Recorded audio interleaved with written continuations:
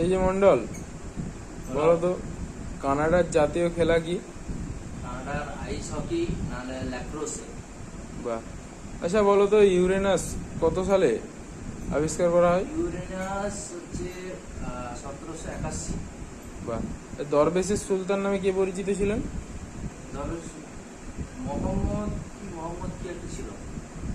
Option বলছি, বলো। Qutbuddin Aibak, Nasir Uddin Mohammad, Nasiruddin Mohammad. Good.